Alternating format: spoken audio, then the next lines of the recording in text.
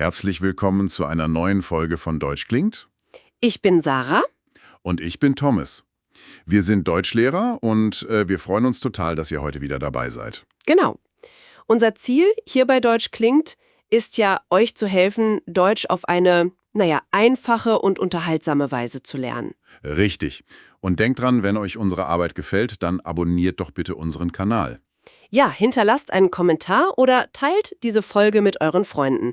Das hilft uns wirklich sehr, weitere Inhalte für euch zu machen. Absolut. So, heute haben wir ein ganz besonderes Thema. Wir haben nämlich einen sehr, sehr interessanten englischen Podcast gehört. Und in diesem Podcast geht es darum, wie man sein Gehirn trainiert, um direkt auf Englisch zu denken. Genau. Und die Tipps da drin sind so gut, dass wir dachten, darüber müssen wir sprechen. Denn diese Tipps, die funktionieren ja nicht nur für Englisch, die funktionieren auch wunderbar für Deutsch. Absolut.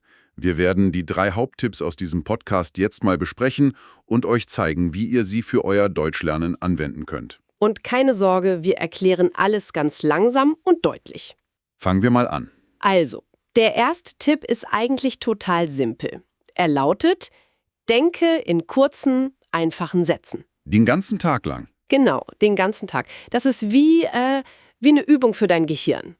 Richtig. Also statt nur ein einzelnes Wort zu denken, wie zum Beispiel Stift, forme einen ganzen Satz in deinem Kopf. Zum Beispiel, das ist mein Stift. Oder mein Stift ist blau. Ganz einfach. Lass uns doch mal ein paar Beispiele für den Alltag durchgehen. Also, du wachst morgens auf. Okay. Was könntest du da auf Deutsch denken? Zum Beispiel, ich bin wach. Oder ich habe Hunger. Oder auch, ich möchte Kaffee. Das sind perfekte kleine Sätze. Genau. Und wenn du dann ins Badezimmer gehst, Ja. kannst du denken, ich putze meine Zähne. Oder das Wasser ist kalt. Ich sehe mein Gesicht im Spiegel. Exakt. Und das Wichtige hier ist die Verbindung.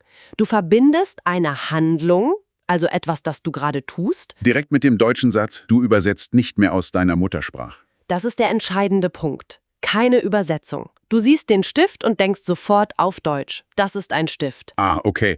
Das trainiert dein Gehirn also, direkt auf Deutsch zu schalten. Genau so ist es. Gut, das leuchtet ein. Das führt uns dann aber direkt zum zweiten Tipp. Der heißt Input.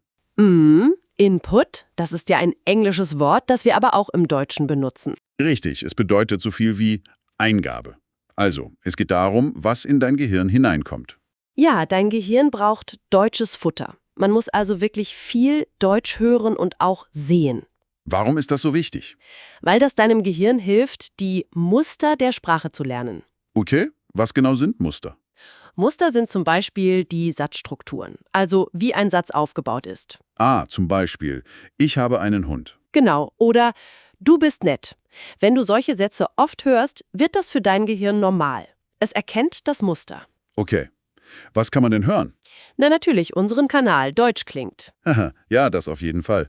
Aber auch einfache deutsche Lieder sind super. Musik macht das Lernen ja auch irgendwie unterhaltsam, oder? Das stimmt. Sucht euch Lieder, die euch gefallen. Popsongs sind oft ziemlich gut, weil sie sich oft wiederholen. Repetitiv, genau, das ist das Wort dafür. Repetitiv, das bedeutet, die Wörter kommen immer und immer wieder. So lernt man sie total leicht. Und was ist mit sehen? Was kann man schauen? Schaut einfache Videos auf Deutsch. Wichtig ist, dass ihr etwas wählt, das euch wirklich interessiert. Ah, okay, damit es nicht langweilig wird. Genau. Wenn du zum Beispiel gerne kochst, dann such doch nach einfachen deutschen Kochvideos. Du siehst, wie jemand eine Tomate schneidet und hörst gleichzeitig den Satz, ich schneide die Tomate. Du verbindest also das Wort direkt mit der Aktion. Richtig. Oder wenn du Sport magst, schau dir kurze Sportnachrichten auf Deutsch an. Der Kommentator sagt, er schießt den Ball, das ist ein Tor. Und weil dich das Thema interessiert, ist es halt nicht langweilig. Ein glückliches Gehirn lernt einfach besser. Absolut. Das bringt uns dann ja auch schon zum dritten Tipp. Genau. Der dritte Tipp ist Output. Das ist quasi das Gegenteil von Input. Output bedeutet Ausgabe.